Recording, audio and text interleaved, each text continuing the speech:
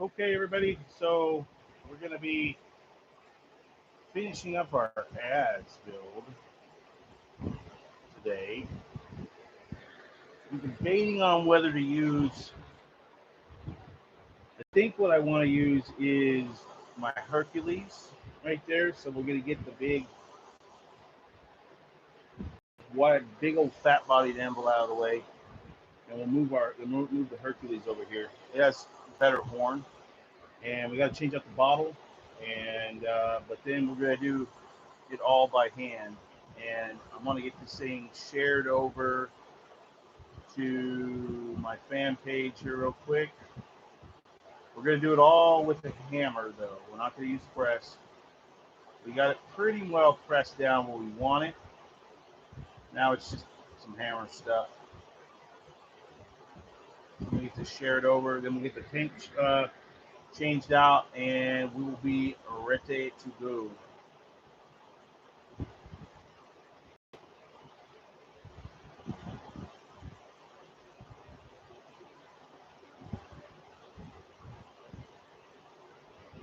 All right, so I want to change out anvils here. So let's get this guy out of here. I'm probably not going to need any of these hammers. Most likely not, at least. Let's get you over here. And I need to change out the way the big guy is attached to the stand anyways. See? What happens? Falls off the stand.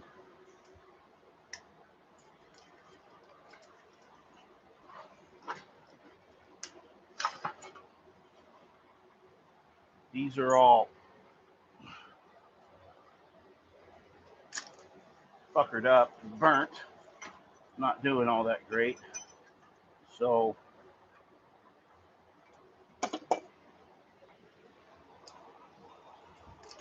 that one broke from getting burnt when we were doing some hammers this last weekend, and it I knew it was going to come off. I just was hoping that it wasn't going to be right then and there.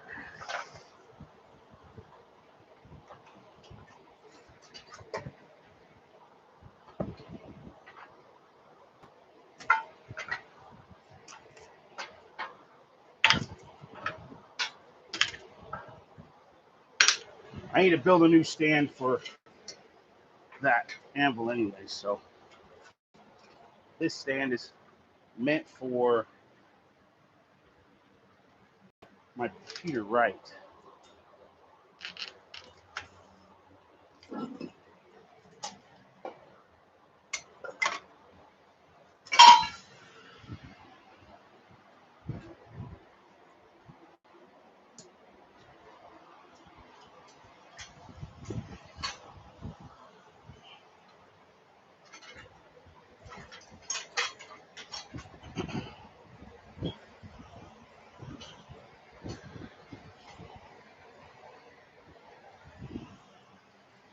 You see, probably just turn it this way.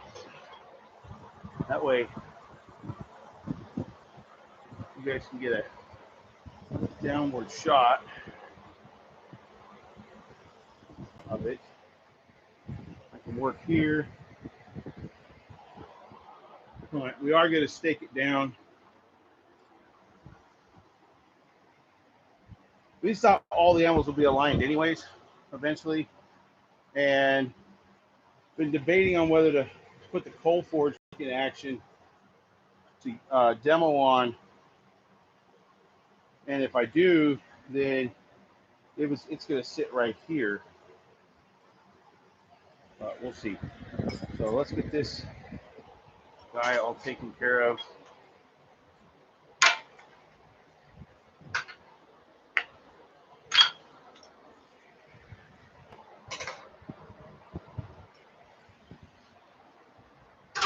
Probably going to need that hammer, this hammer, Might need the ball peen. Have it just in case. Let's get this thing staked in the ground here.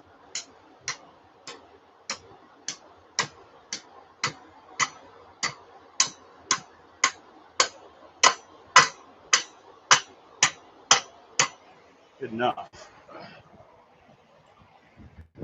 You run into the occasional rock.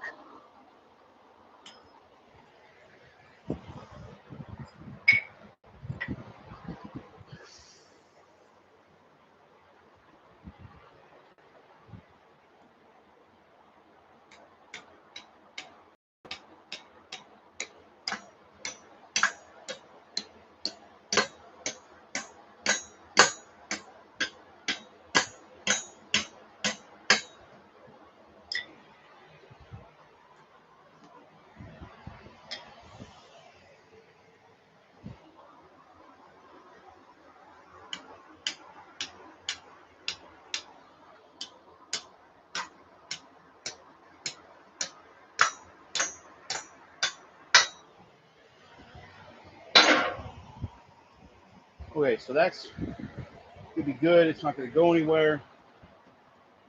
We need to get this changed out.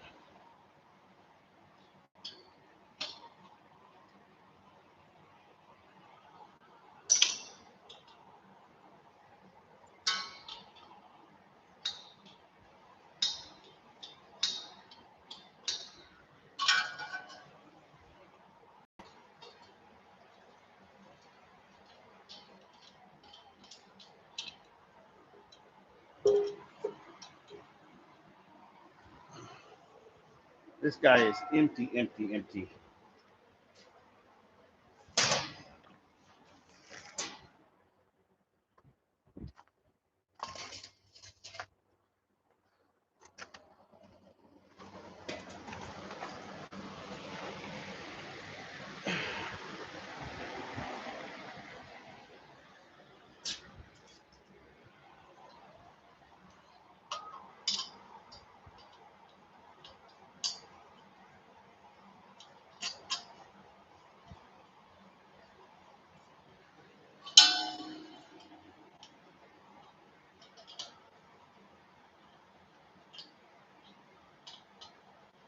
Empty, empty, empty.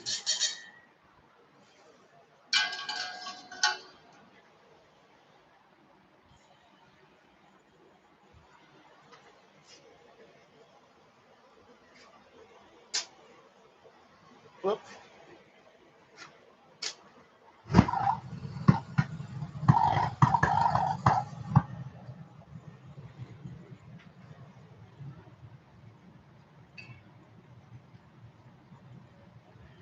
So if you didn't watch part one last night,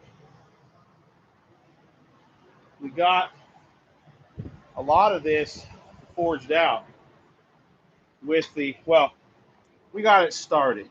Let's put it that way. Would have probably had it finished if I was forging with a hammer the whole time, but my shoulders were killing me pretty bad. So we're going to turn this up to right around 2 psi. For those that are unfamiliar, that's usually what I forge weld at. And we will get started on this second part. Let me do a little admin work here. Let's check the feed.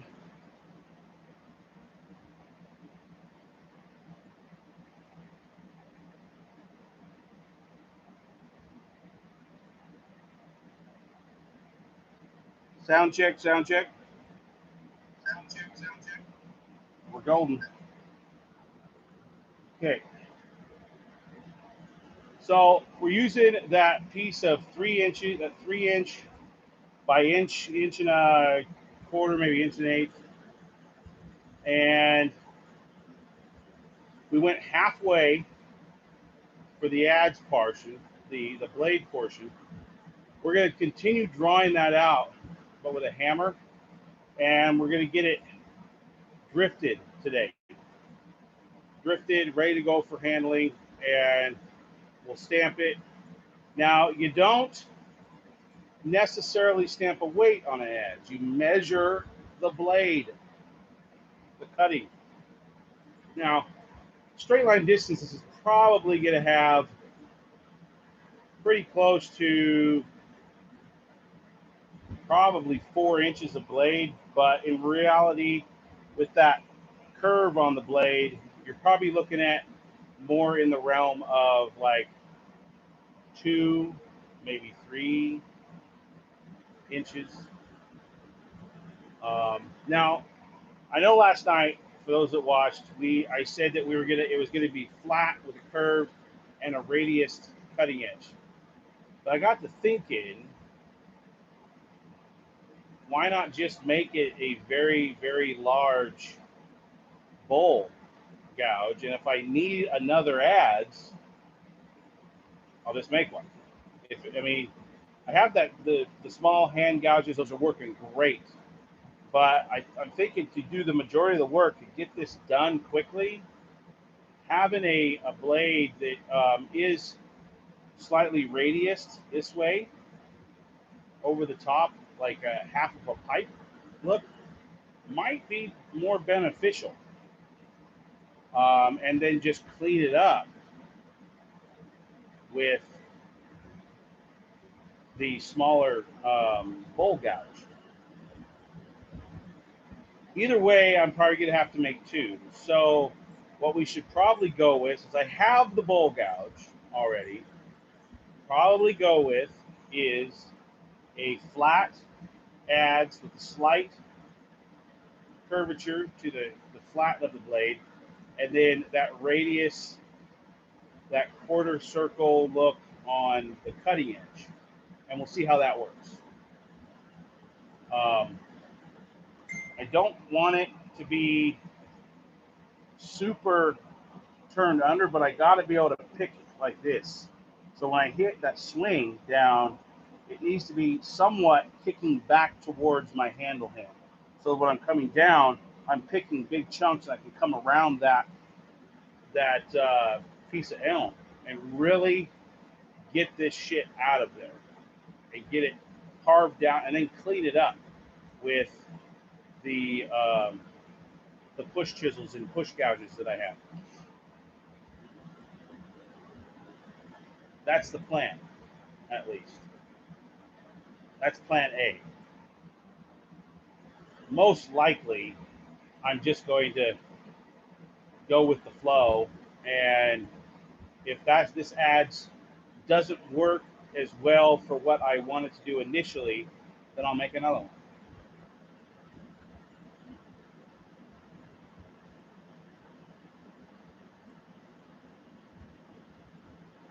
But I think it will. I think it'll work good.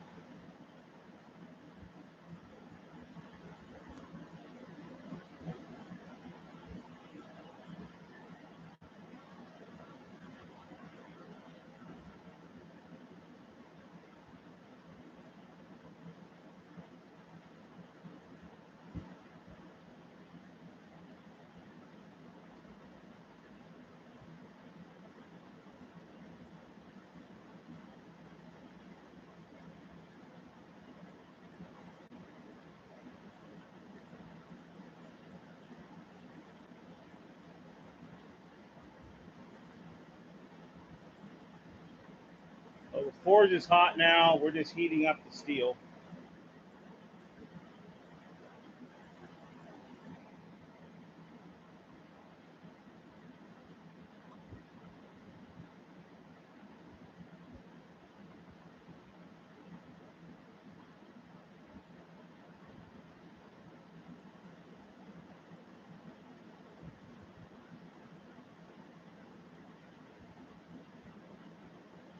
I need to make some more bottom swages for this Hercules.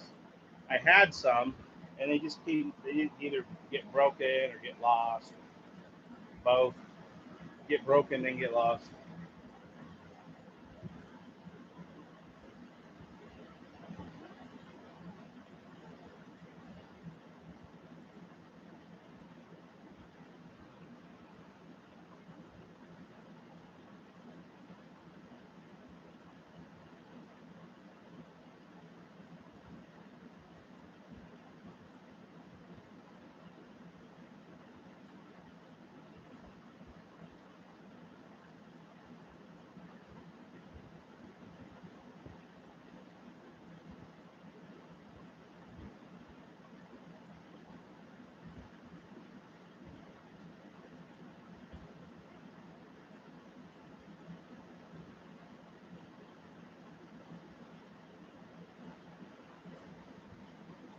A lot of staring at your forge.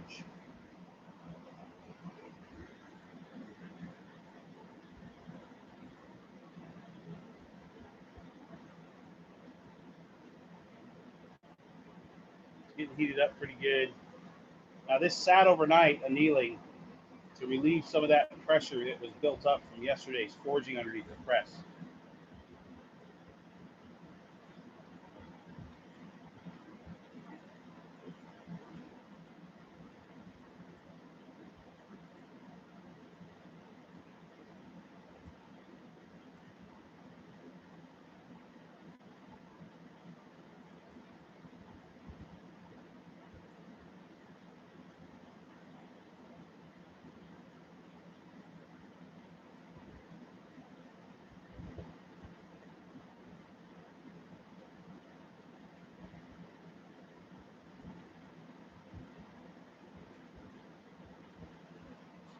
Okay.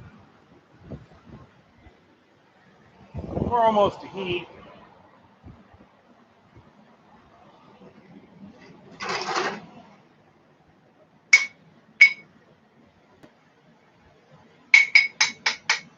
We need to adjust fire on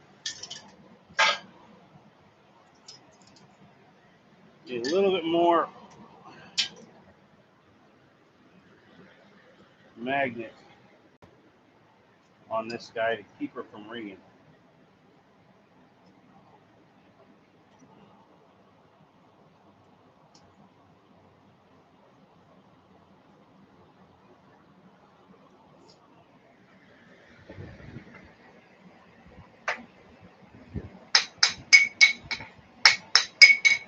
He's always going to kind of ring back here. I don't want to put too much, but at least probably doesn't need it too much. Probably.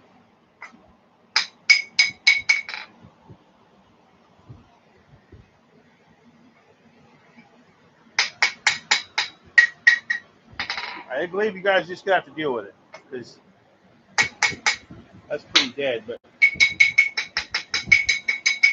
I won't be doing too much back here. I'll be doing a lot up here on the horn.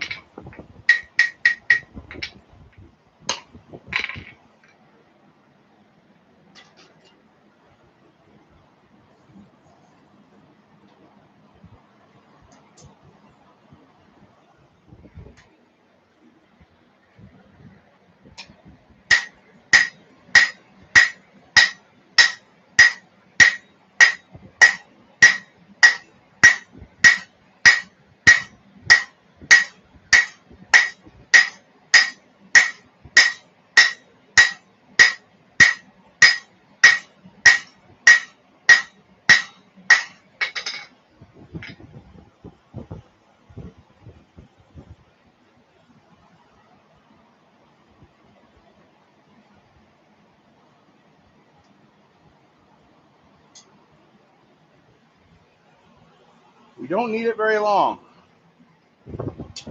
We don't need it very big. Today my hands are just really beat up from those push chisels and gouges. They're set up, like I was talking about yesterday, to be hit with like a wood mallet or a rubber, or not a rubber, or a rubber mallet or a leather mallet, rawhide, whatever. But they're not a. The problem with that is that they're not a through design, and you take a chance coming in with even a soft hammer and splitting your handle. Now they're ringed to help stop that, but it's still going to happen. True push gouges and chisels have really long handles on them, so you can get both hands on them and really come in with them, or come in this way with them, so you can get leverage. And I think mainly I just bought the wrong shit. But for what they're for what I was able to do with them, I really like them. I just think I bought the wrong tool. And you're probably thinking, well, why didn't I just make them? Well, I didn't make them because I wanted to see just what and how I should make them. So I bought them from an individual. This is what he does for a living. He makes these types of tools for a living. So don't get me wrong, I like them. I think I bought the wrong tool. I'll make them work, and eventually I will redesign. I'll build my own, but I'll actually take these apart and put a different handle on them so that they can be used how I want to use them. But then I'll build my own as well. And I would have built them even with a soft head hitting them. I would have built them with a complete through tang, and then upset the strike portion of it with a to make a striking plate, and then have the two, glued all that up, put them on as a sandwich, and then ringed everything to make sure it all stays together. That's what I would have done. But I'm going to go look on his site and see if there's some long-handled ones. And I believe I saw them, but I was a cheap bastard. Didn't want to pay that amount of money for them. And I think that's what really happened. Nothing having to do with the Smith that made them.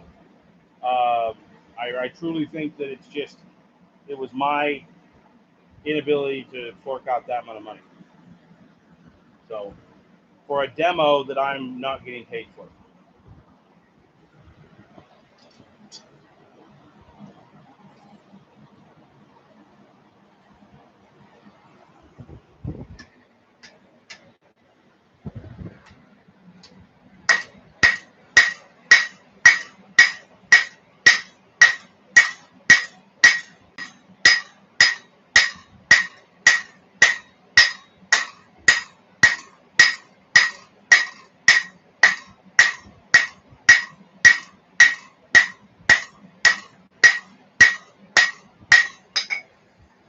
I don't think I need it much longer than that.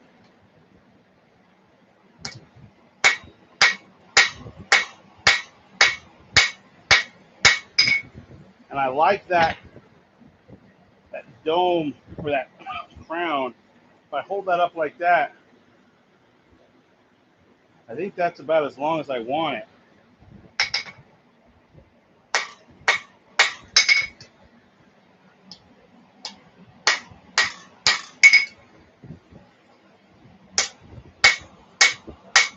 Maybe a little more bend in it.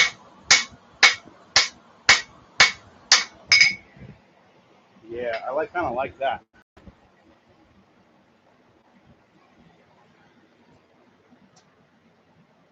Your hand will be here, and you got that scoop come down.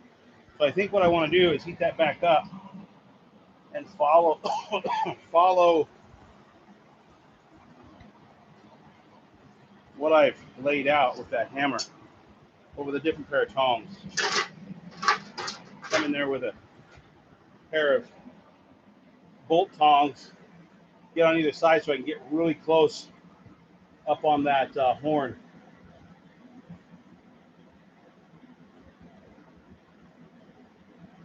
And then we'll start drifting, or split drifting. Now we're not going to use the big split drift. We're going to use the small split drift.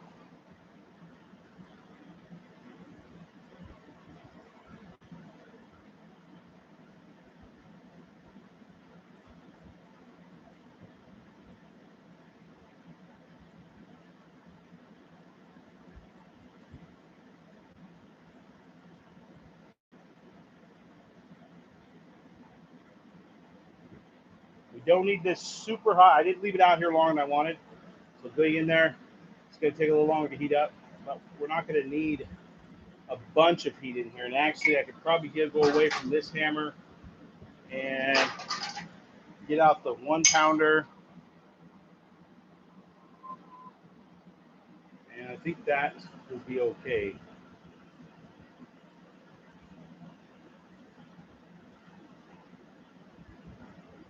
So right now, I just want to make sure that we're going to get that bend that we wanted, and I could probably just stick my ball. God, I really want to put a dome on this thing.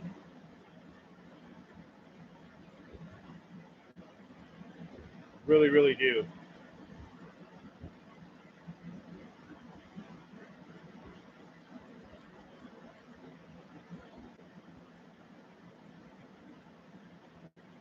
A little bit of a cup to it, so it digs.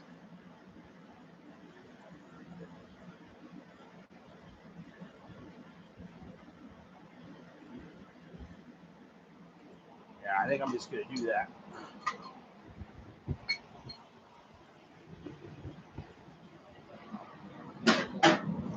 We're going to go back to the same set of tongs, a big wide duck bills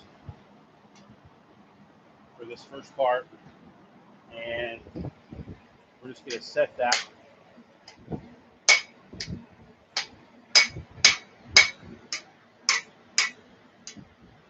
Actually, we're going to need the we are going to need the bolt jobs to keep it from going side to side.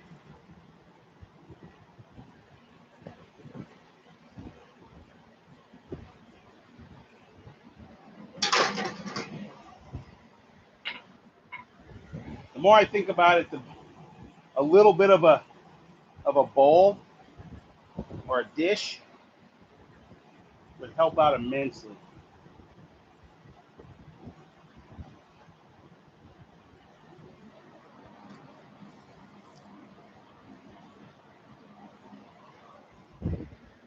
Some dishing on this.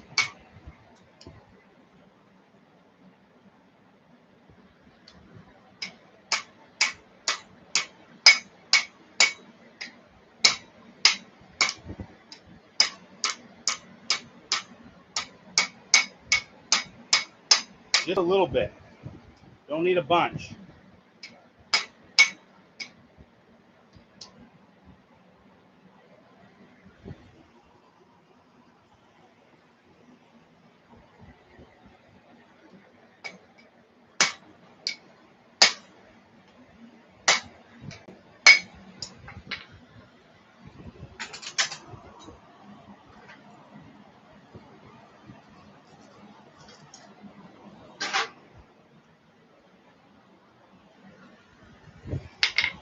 Dish that a little bit.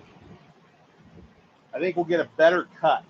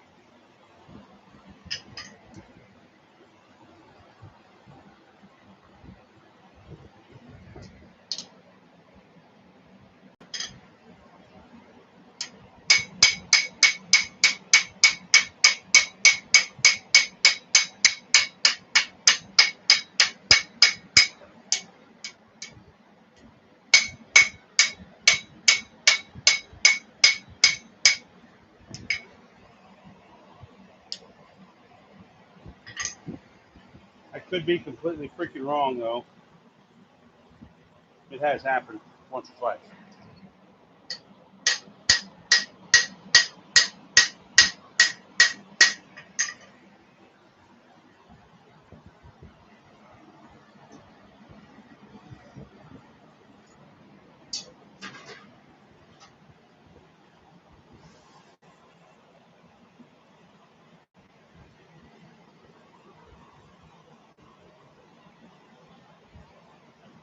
All your grinding is on the outside of this anyways.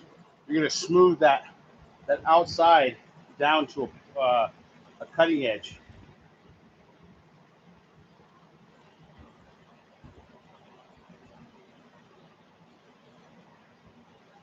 I might be able to get in there on the grinder in the bowl there, but I'm not holding my breath.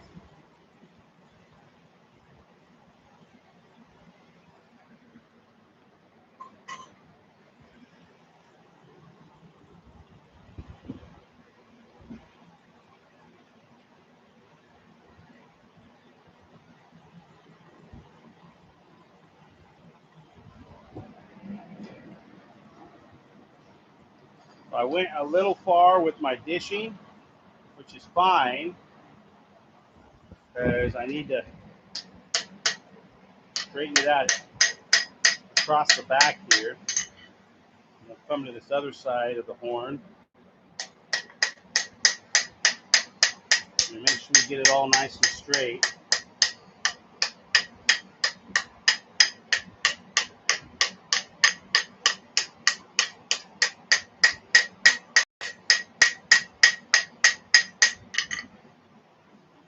I dished a little bit too far, I'm pretty sure.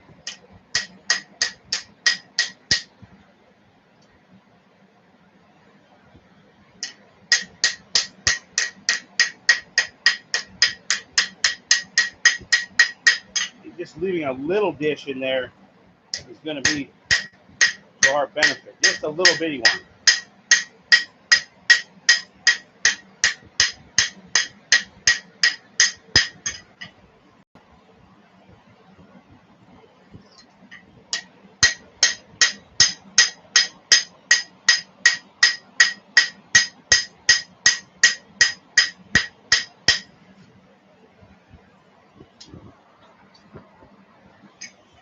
Okay, so there is the blade portion of our adze.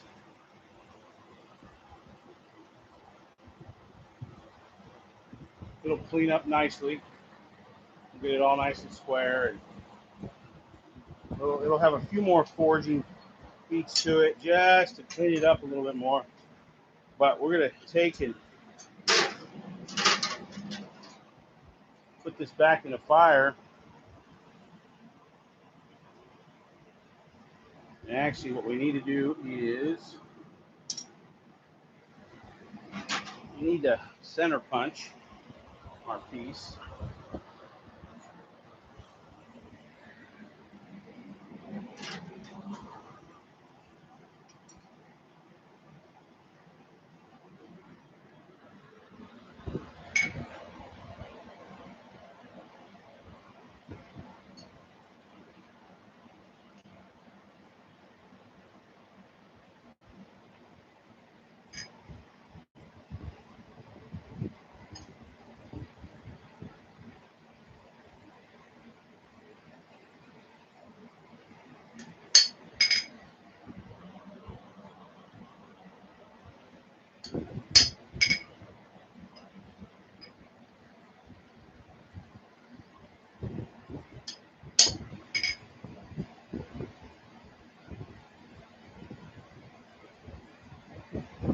That's probably close enough.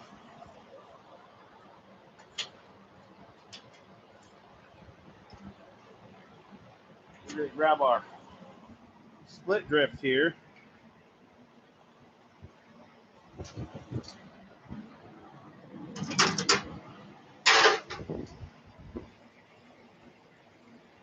We're going to drift down through this bad boy.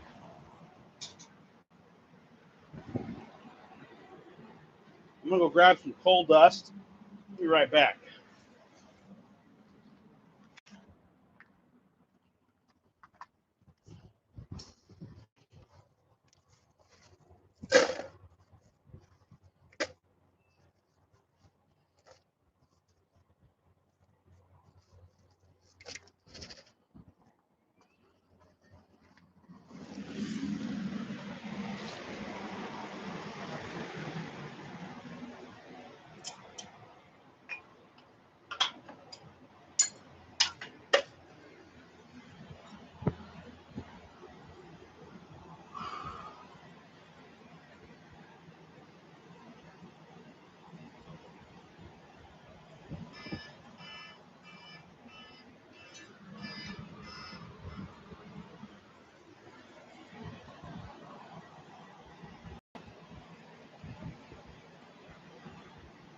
I think I'm going to come a little bit forward of our mark.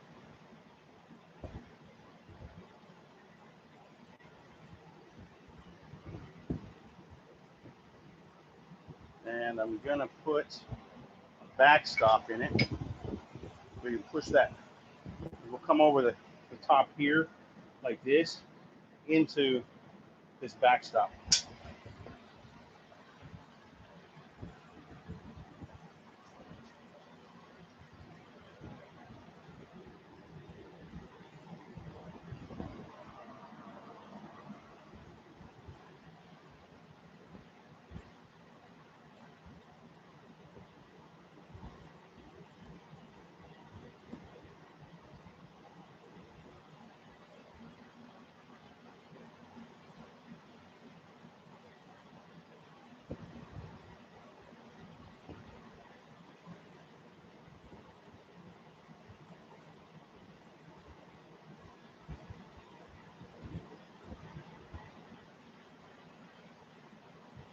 All right, so we're going to take this out, like that. Stack those up right there. I'm just going to do a marking on this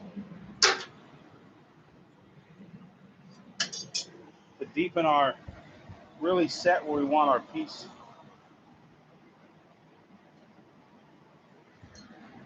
to be.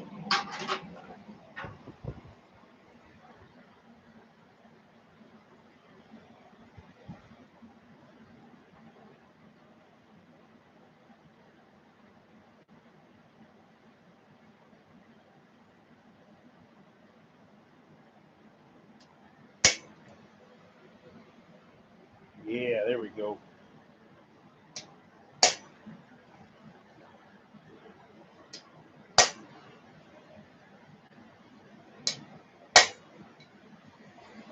Now it's not sticking yet, so I don't need the coal dust.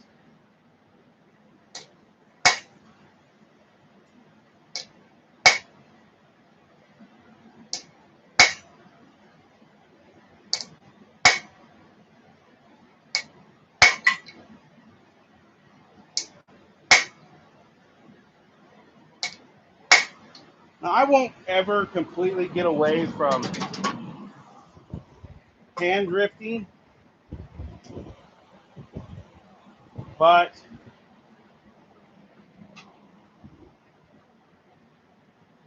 when I'm doing production work, like if I'm making, if I was doing this because I need it quick, I would have definitely press drifted it.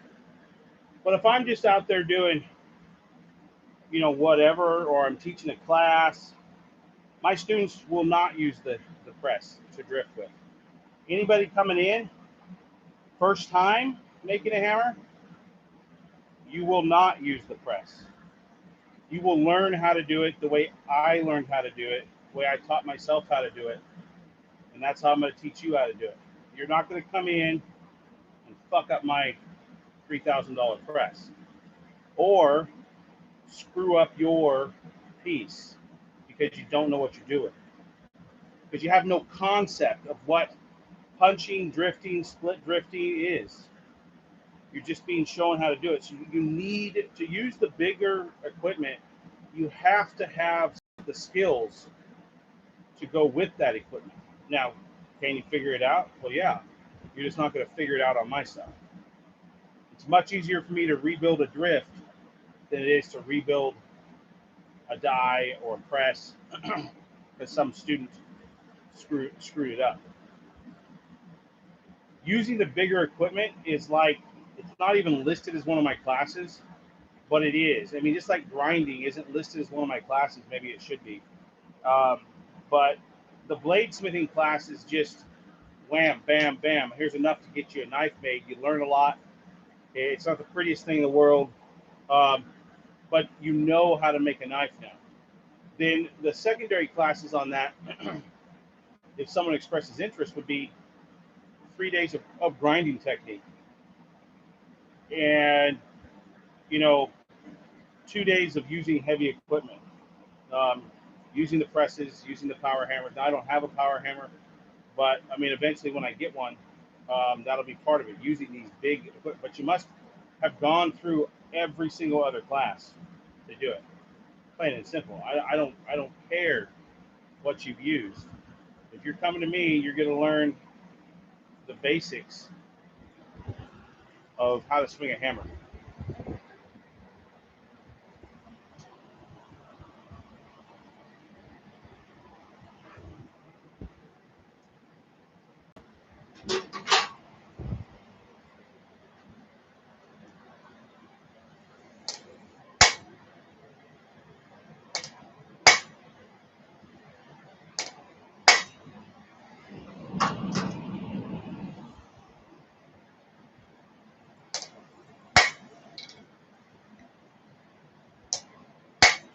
Now I'm going to leave a little bit of a strike plate on the back of this because I can foresee me wanting to use it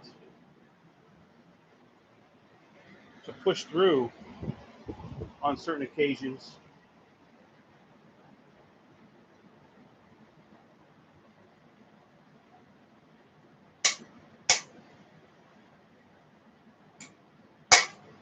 On bigger stuff, and having that ability to hit it with a hammer is going to be outstanding. Greatly appreciated. Let me tell you what.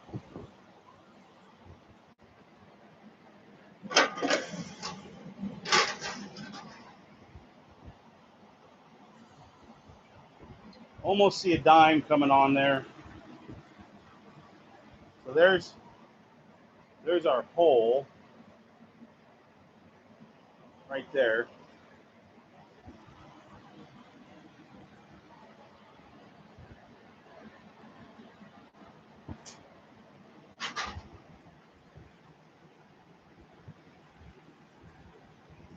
Now the coal dust works as a break free, creates a pocket in between your steel and your tool, which allows it to come right out. Won't allow that thing to heat up really fast.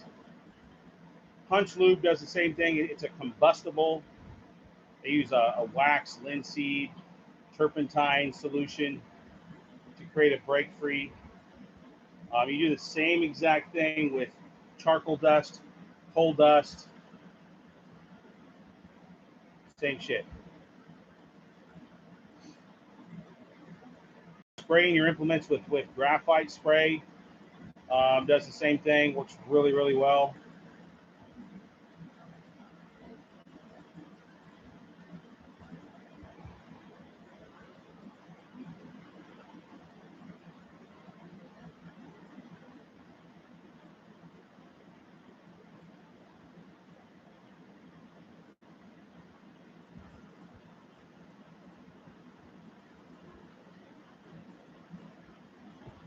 Now, if I would have been making a claw hammer, I would have used a 4-inch piece of this, went halfway, like we did, draw out the claw, and then um, mark where my freaking fuller would be, and then split that distance from the fuller to where the claw starts in half, and that's where I'd put my hole for making a carpenter's hammer or a claw hammer.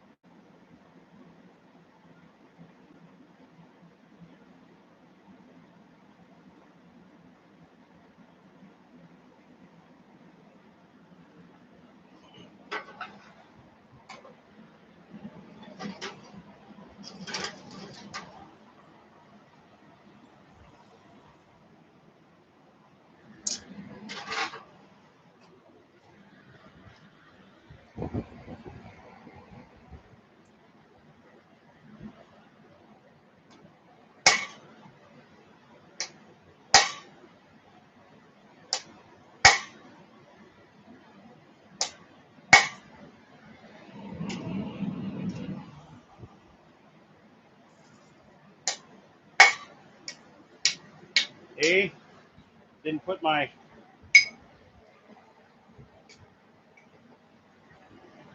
stuff in there, and it got a little stuck.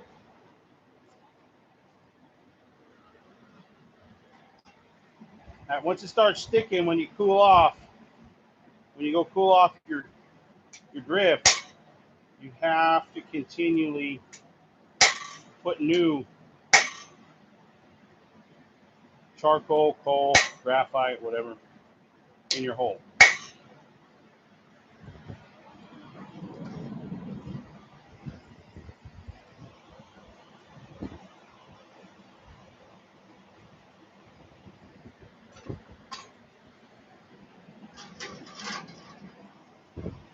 See if we got a dime on there.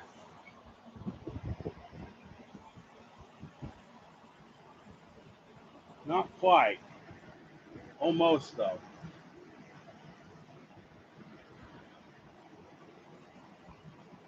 Next heat.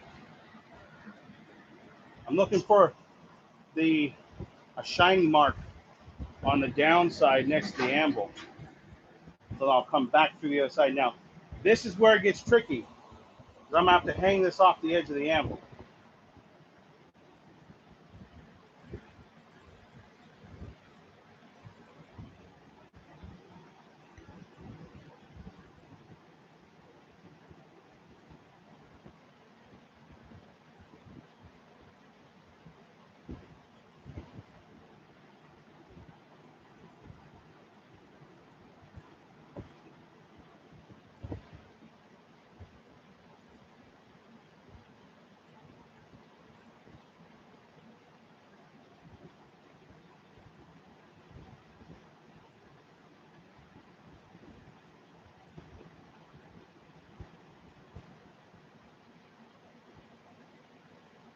So this will probably have a cutting edge of 2 inches straight line.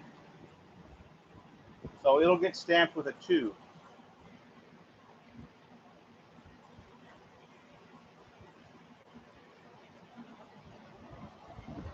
I wonder if I should punch it with that.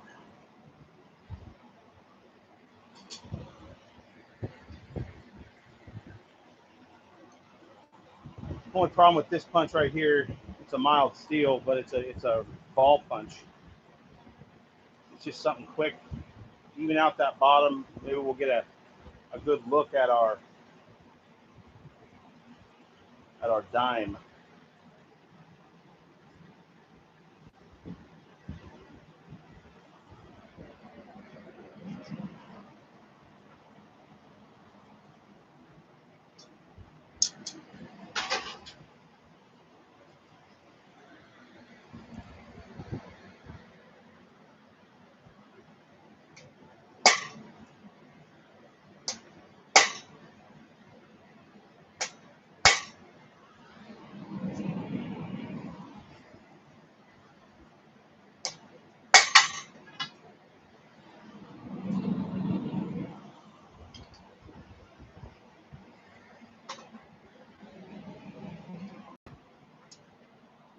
It happens.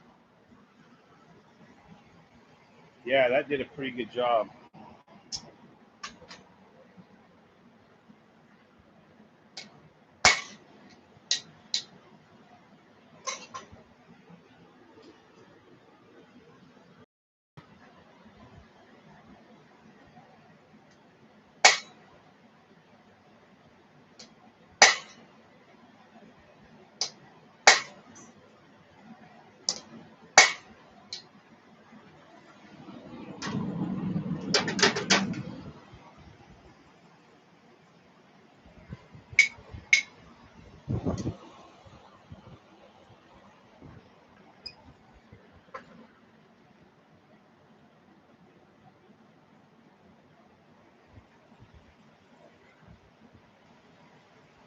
So this next heat, we're going to come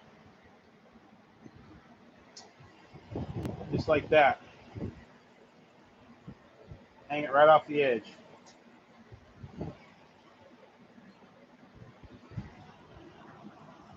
And I'll center, let me center punch this. do it with this guy right here. And really, I'm looking for. I see a little bit of a dime there, but really, I'm just going for the center of my bulge.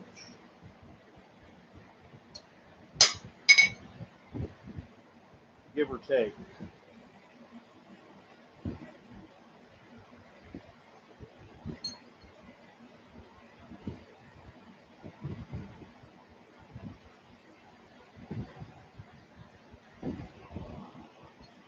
That's probably good.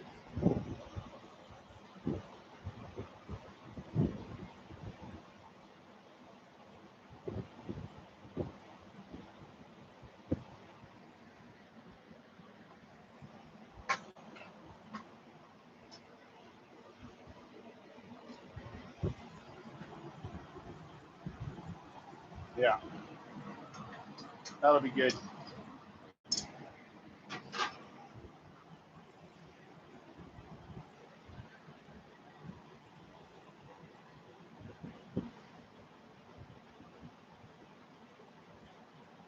Then we'll go big drift.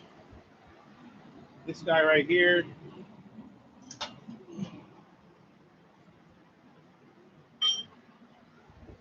We'll run that ball drift down through there. Actually, we'll probably run the big 3/4 inch drift through it.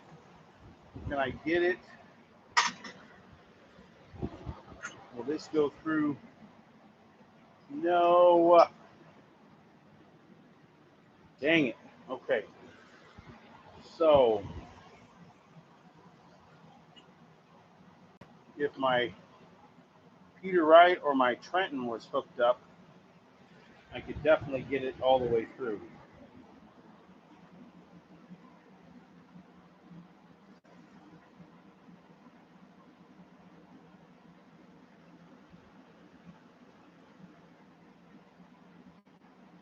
What we may end up doing is setting up the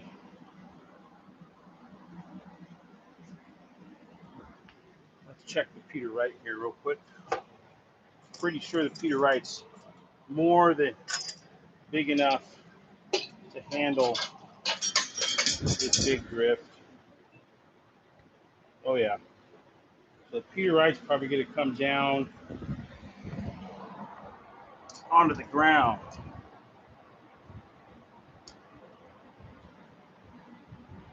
Ow! Just pinched my finger.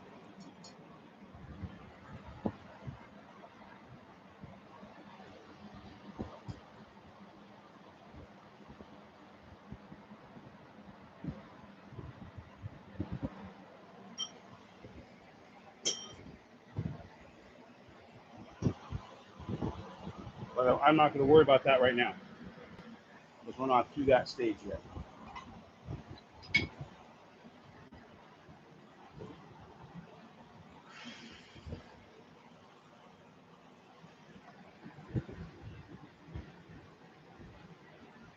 Running that through drift through there makes it so the big drift doesn't get stuck.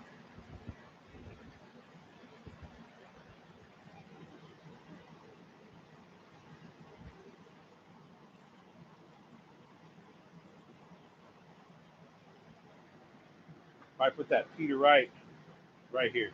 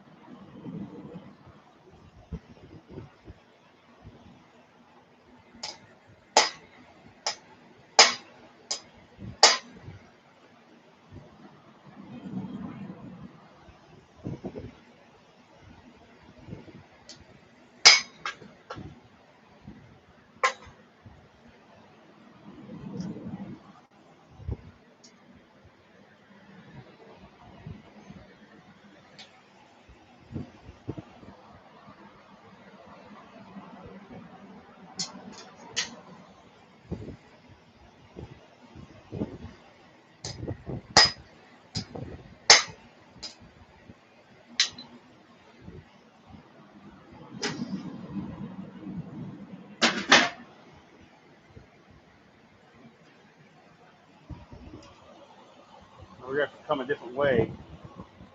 I'm going to set it on this side, next heat, come into it, help straighten out that hole.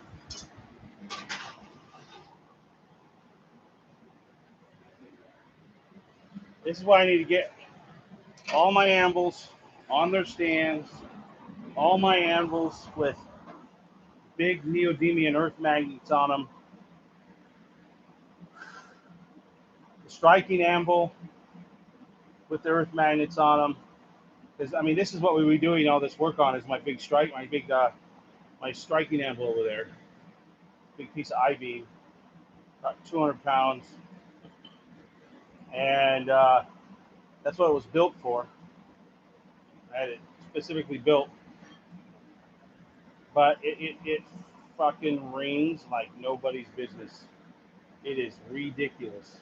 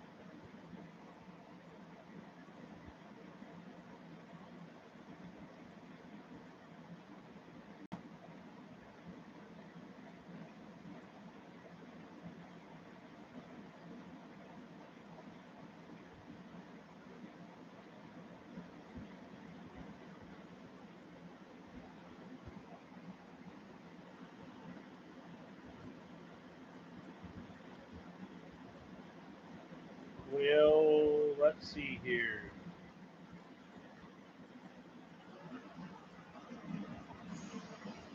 Oh, episode 3 of Rusty Hammer Forge podcast is going to be about toolsmithing, hammers, axes, the tools that go into those, adzes, you know, um, grips, punches, all that good old stuff. And that will, my podcast, Rusty Hammer Forge podcast airs every Tuesday on Patreon. Search Rusty Hammer Forge.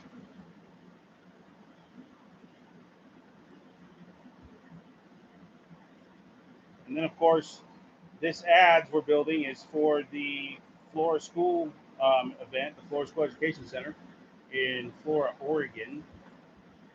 It's a 501c3 nonprofit organization that promotes pioneer skills and lost arts through the information and education of those skills. And we're having our big fundraiser event online this year. Flora School Days online, old skills for a new time. We're having 8 demonstrators. 4 of those demonstrators are pre-recorded June 1st through the 4th, and starting at 6 p.m. each night. And then June 5th, we have 4 more demonstrators that will be doing it live, just like I'm doing it right now. I'm demonstrating hand-carved wooden bowls, and we'll be talking about the burn-in variety and just what you do, how to do it without the tools to do it if you need a bolt. But we won't go fully into the burn-in because that takes more time than what we have available.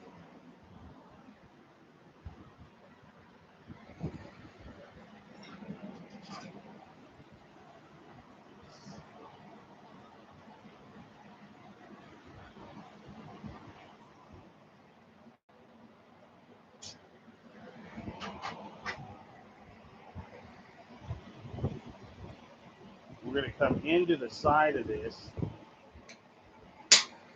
to move this eye.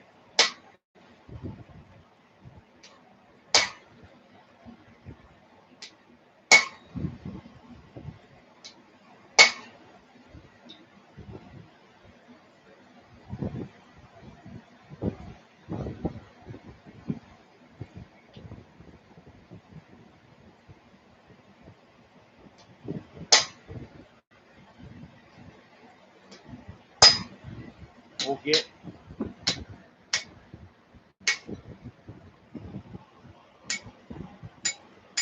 most of this movement will come once we get a drift in it. We'll get it all nice and straight.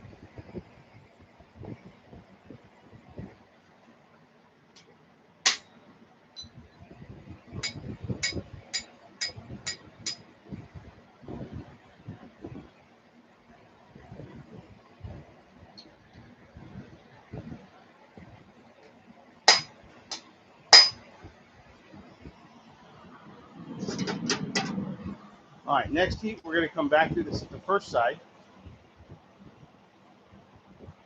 We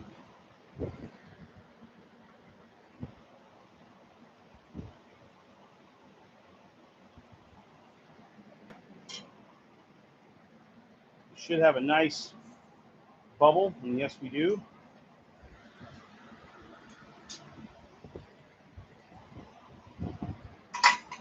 That was hot.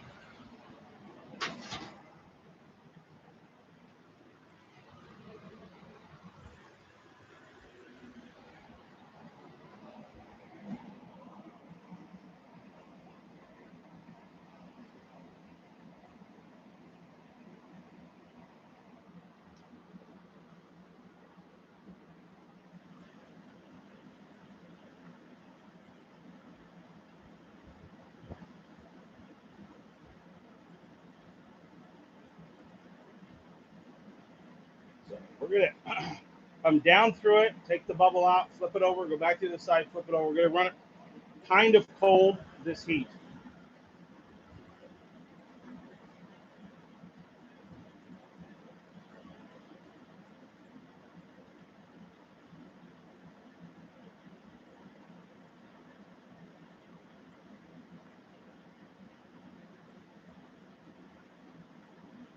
Well, we'll be at Andy Sparrow's in Dayton, Washington this Saturday from starting about 8 o'clock in the morning. Probably won't do any kind of live stuff.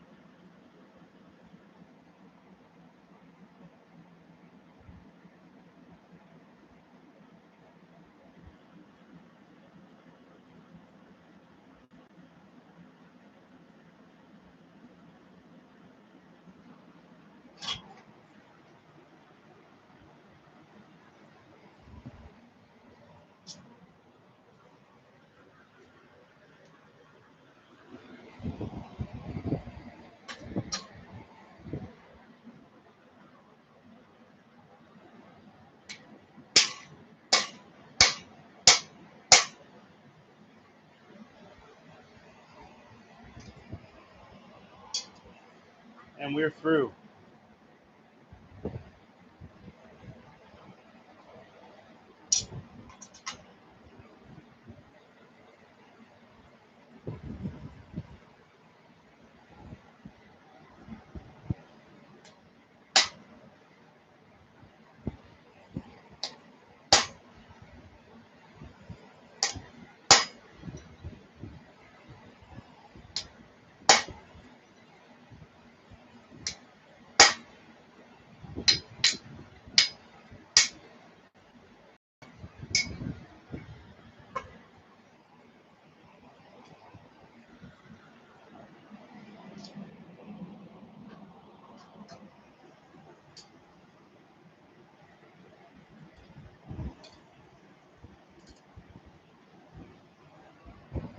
All right, now the next few heats are going to be over top of the hardy hole.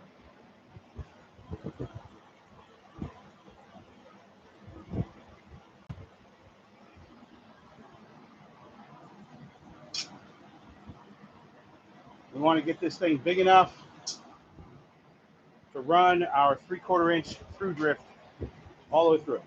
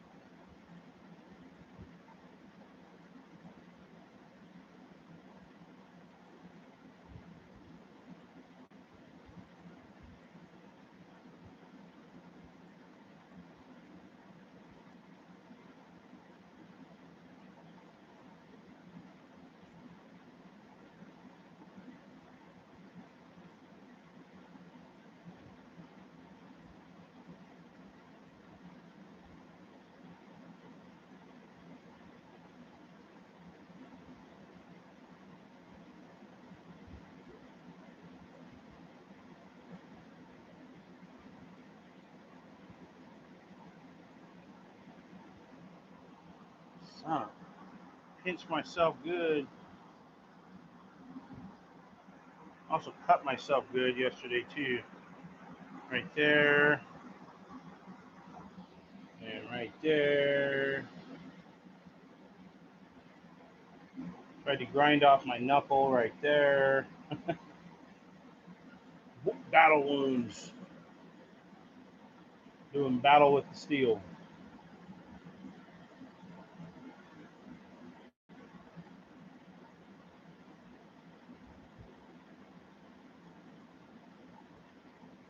Really need to make a smaller drift, and I'm wondering if I might be able to send that.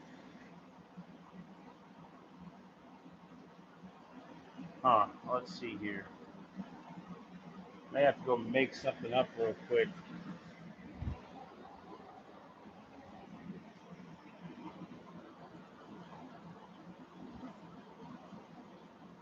Not sure I want to send this ball, this mild steel through it. It have a tendency to expand once it heats up and gets stuck. It's a great little bulk punch for doing eye sockets and stuff like that, or recessing small holes. It's good for that. I don't want to send that through it. Don't believe I have a real good drift right now. Now I could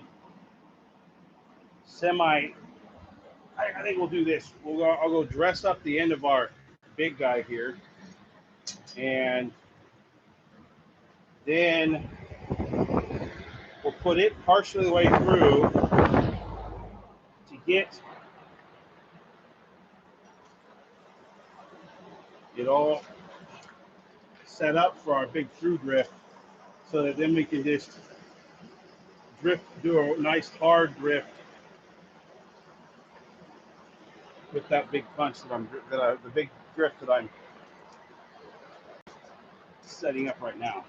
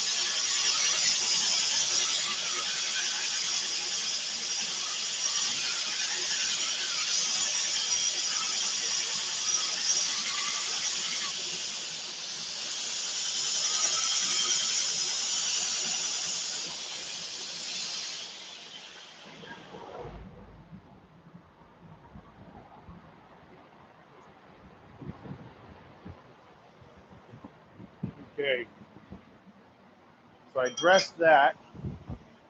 I think we're done with this guy.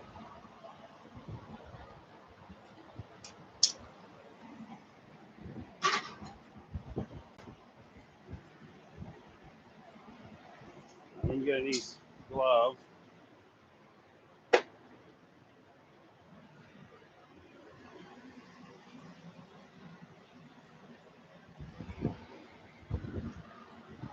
I just want to open this up enough in order to put the through drift all the way through it.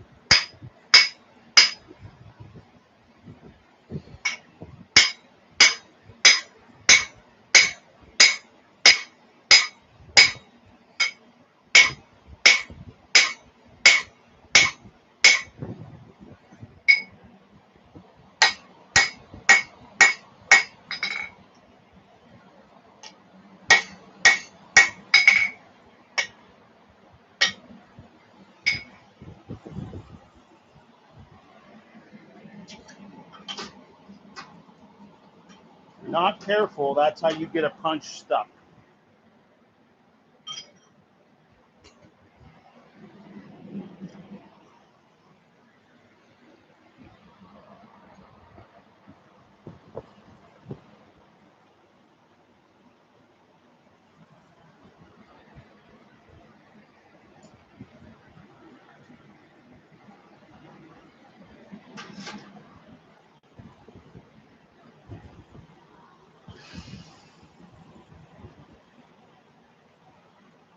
We'll bring our other anvil over now.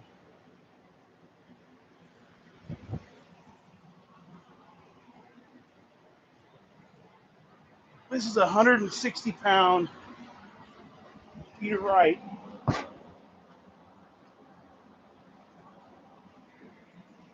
Right here, which will accommodate that drift nicely.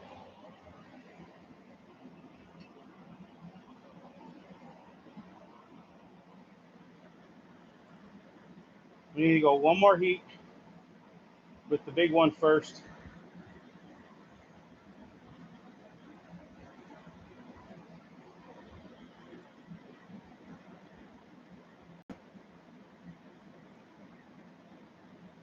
And on my podcast, I'll go into what the difference between a drift and a through punch drift versus a split drift versus a ball punch.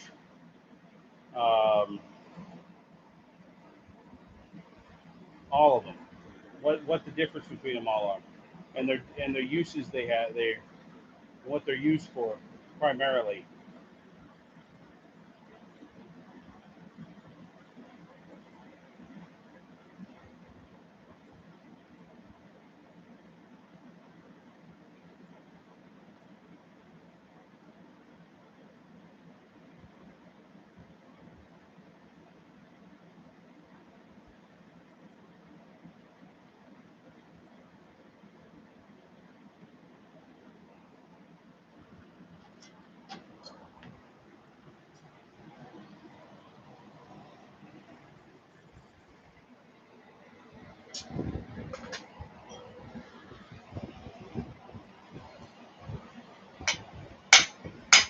Now you want to walk your drift around the corners of your Hardy. That way you don't shove any portion of that, your head, down into that Hardy in a manner that you don't want it to be there.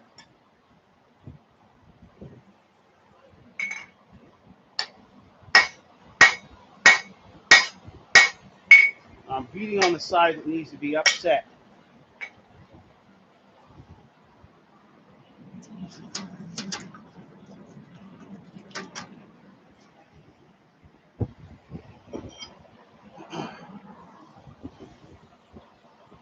I think that might be pretty good. I think that'll work.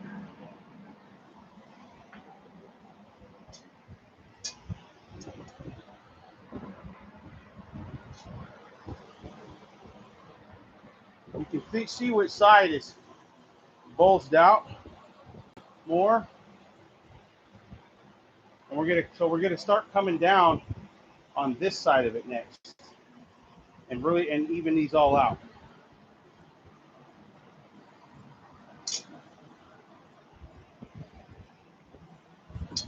So you don't need that perfect drift right off the get-go.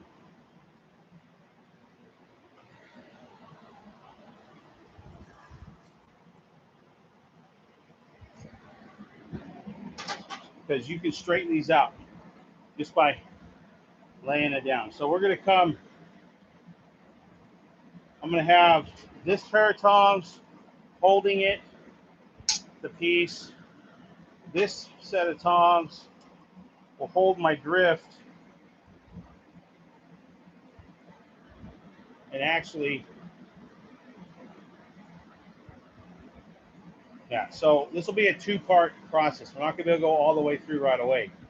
We're going to go down.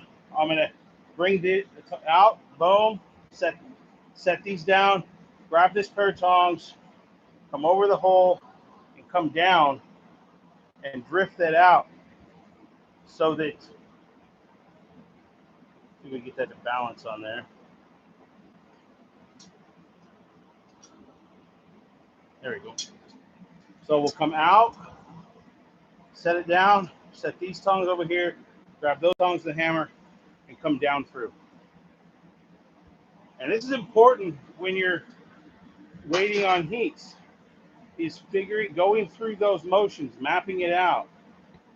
Making sure that drop the piece, tongs go down, grab the other tongs.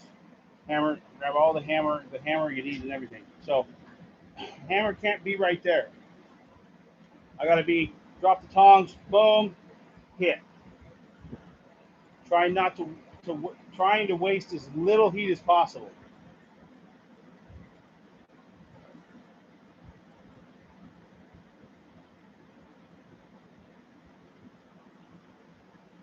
Because that heat is gonna zap right out of our piece as soon as that drift touches it.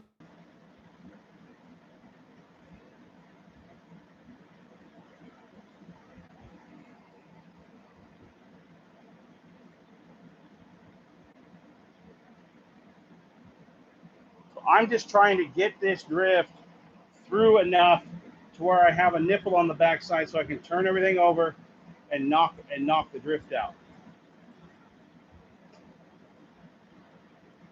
And I'm drifting. I want my big side on the bottom. Your big side of your eye needs to be on the bottom so it comes down next to that swell on the hammer handle.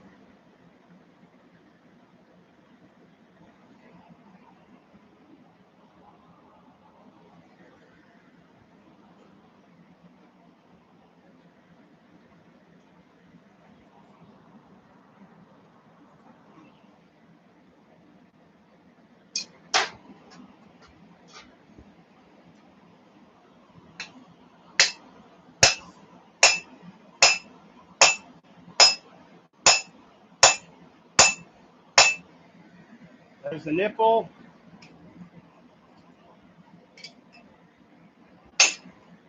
Knock it out. Cool it off. Put this back in the fire.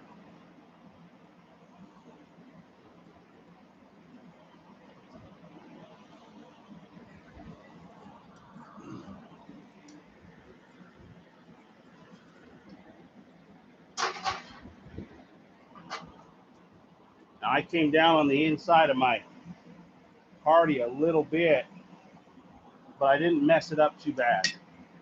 It's actually barely showing, so I'm not too worried about that.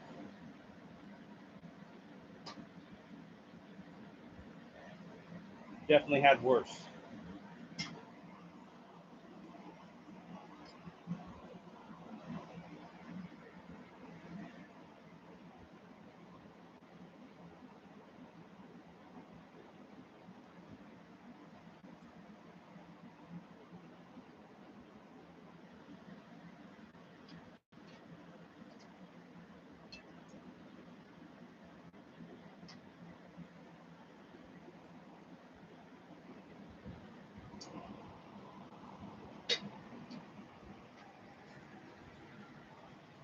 Kind of got it in there all cattywampus.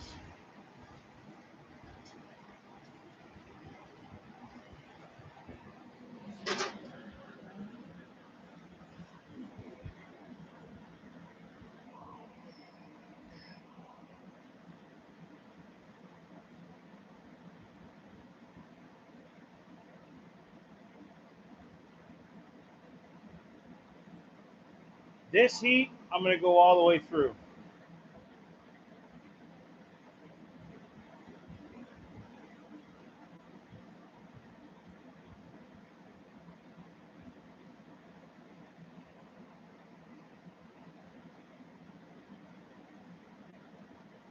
So I want it really hot.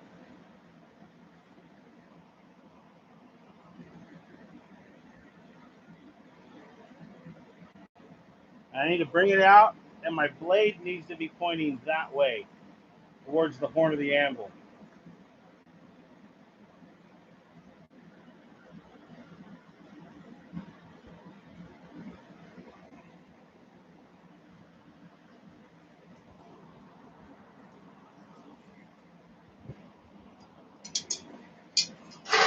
And drop the damn drift.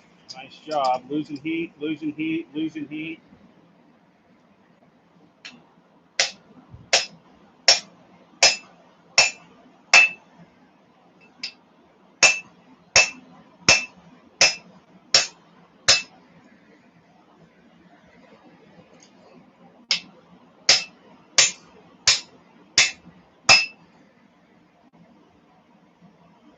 Okay, she's through. Now we're on to the big drift and shaping this eye. Once you cool off your drift, make sure that you clean up, you check your drifts before every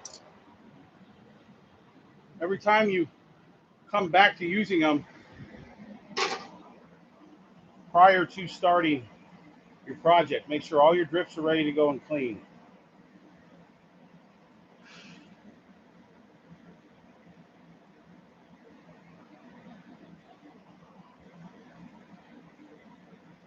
Take any burrs off. You got to continually shore up your tools, which in turn you have to continually remake them, because eventually, unless you're using it out of a really expensive heat-resistant steel, S series, H series, you're constantly rebuilding them because they wear out. Most of mine are made out of a high carbon, if not spring steel or an L series steel, like an L6. Some of them, like that one, the small split drift, I believe is an O1 steel or O2.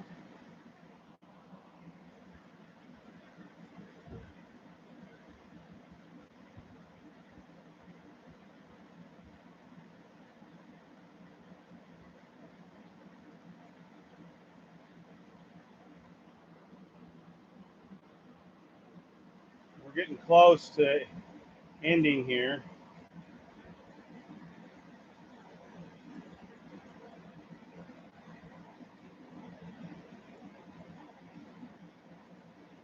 We're going to drive this big drift through.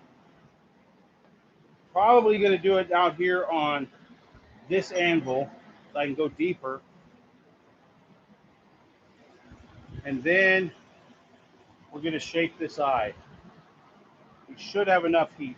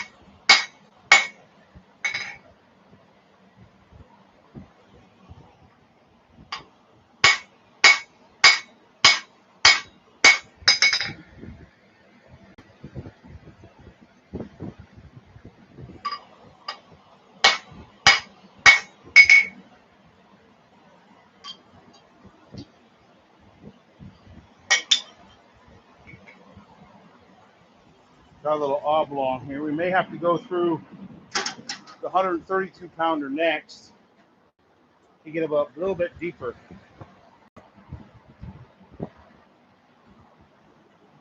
I'm going to break out my other drift. This has a kind of a square body on it, more shaped like a hammer eye haft or a hammer haft.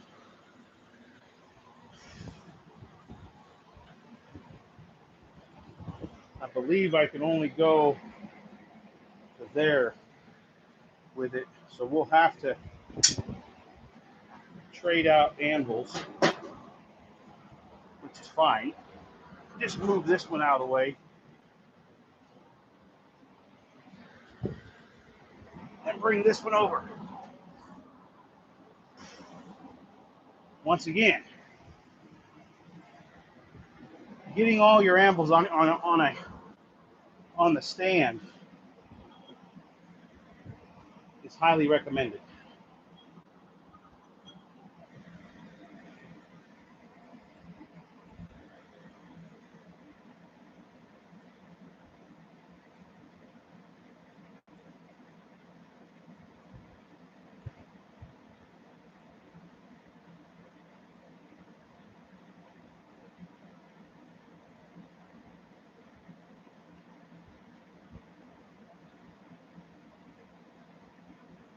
I'm not going to put a strike plate on this. I'm going to need to take that back end off. So we'll have to build another one with a strike plate on it.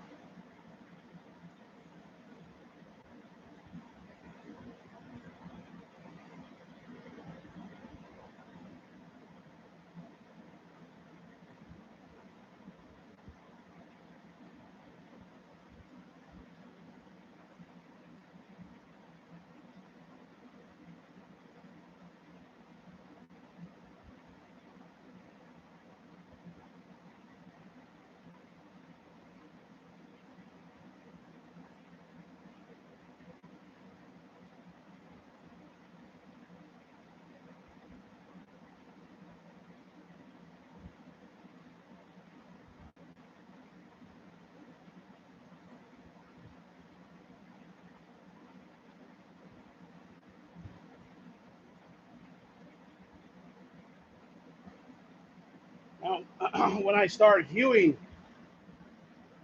my own handles, it ain't gonna matter what the eye looks like or what configuration it is in. If it's square, rectangle, whatever it is, I make my own eye to fit my own half to fit the eye.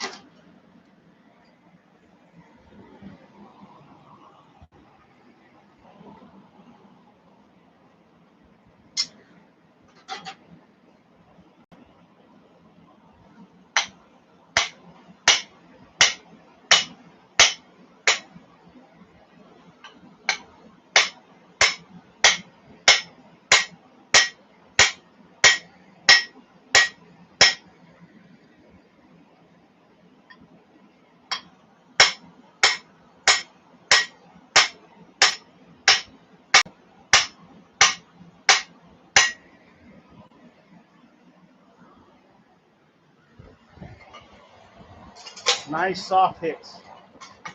I'm just trying to even this out a little bit.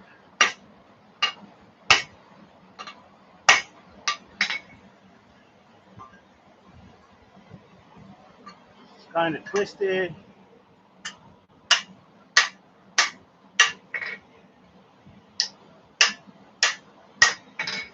That's okay. We'll get her figured out and straightened all out in the long run.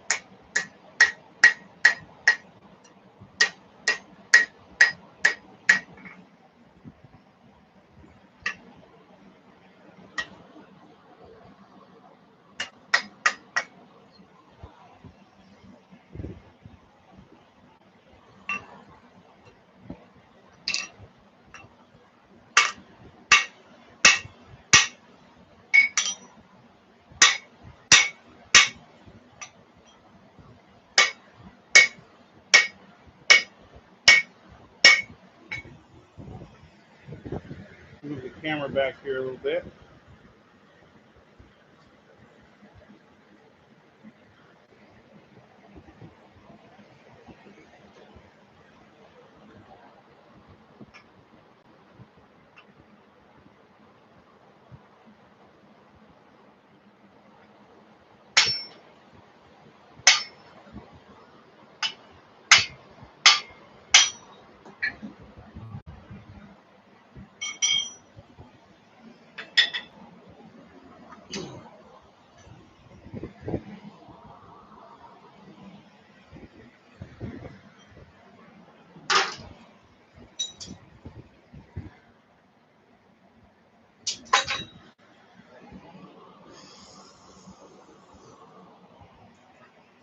All right, we got a nice hole there now, but as you can see, it's a little bit lopsided.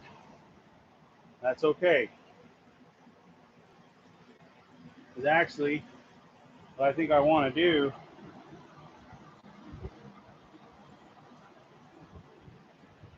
stick a drift in there and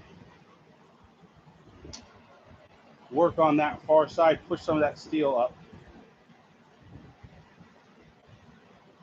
Maybe come down, get a little bit of heat in it, come down, make it more of a oval. We'll see what we'll see.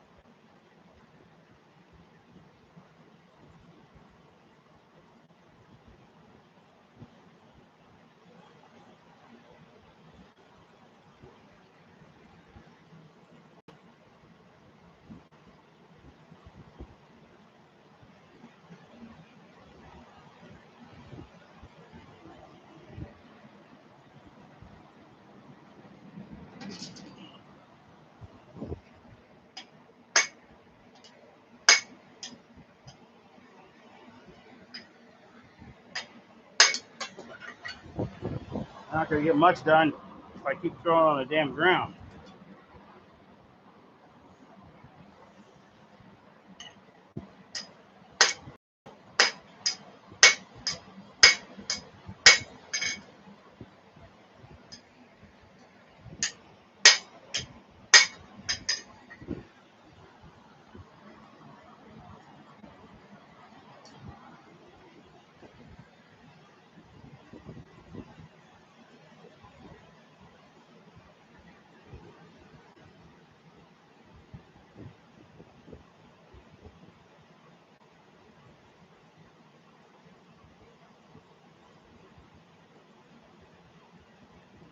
I heat it up, shove a drift in it, and take that twist out of it.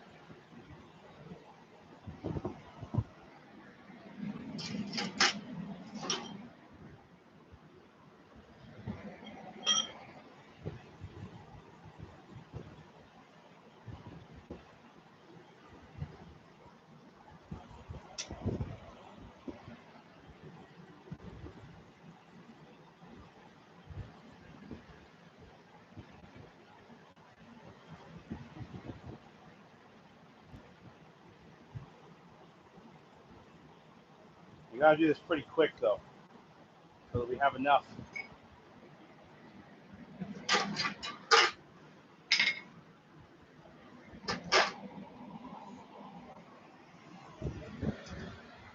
Enough heat.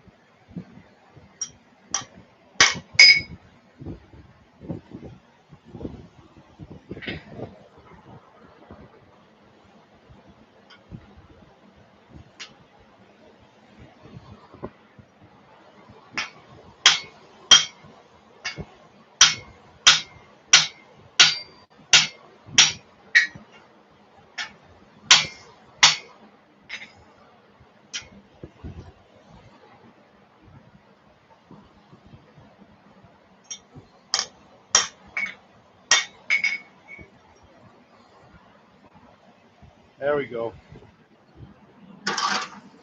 That's much better.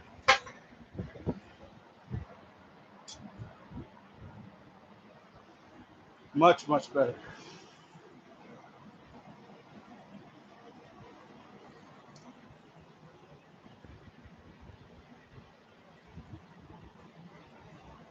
Shove that drift back through it one more time and straighten that bottom side up. And then we'll clean the rest up with the grinder.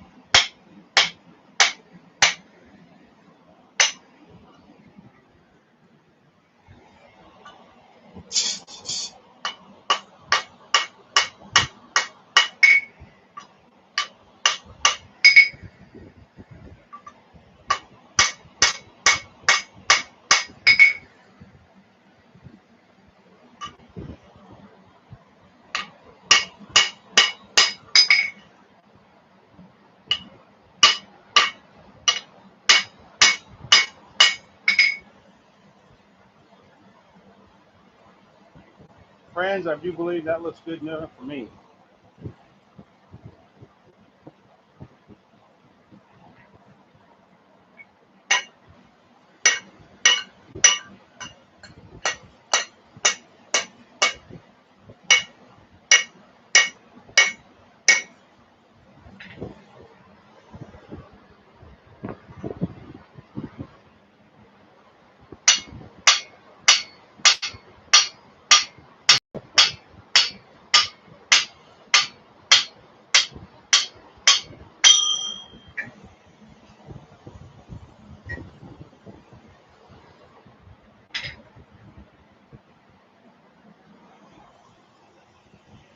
Okay.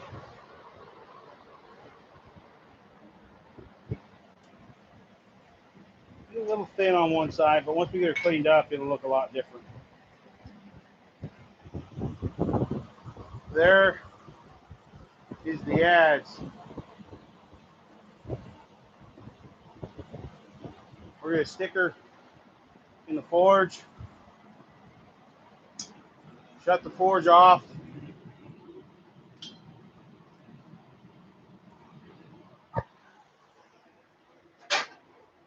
You call it. Next time you'll see this, it'll be fully handled, ready to go, looking sweet and sexy. Okay, time for some water. Let me tell you what. So I'll get this thing finished and handled this afternoon, this evening, and then we'll give it a test run on some wood, and we'll see what's up. So I'll send you guys pictures, and maybe I might do a video of it in action. Next, I won't, because I'm doing that live show on the 5th of June. That's when you'll see it in action. So once again, everybody, thanks for tuning in. Thanks for those that are going to watch afterwards. Really appreciate it.